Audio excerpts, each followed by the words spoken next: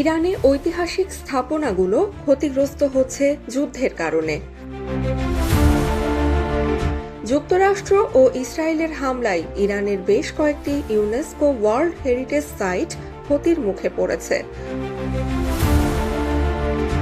ক্ষতিগ্রস্ত স্থাপনাগুলোর মধ্যে রয়েছে গোলেস্তান প্যালেস, চেহেল সোটুন প্যালেস, ঐতিহাসিক জামে মসজিদ,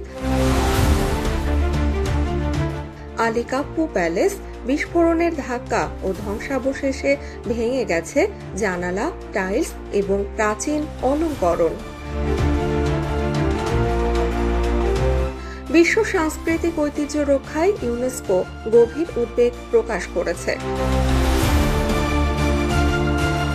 বিশেষজ্ঞদের মতে, যুদ্ধের সাংস্কৃতিক ঐতিহ্য ধ্বংস করা আন্তর্জাতিক আইনে যুদ্ধাপরাধ হতে পারে।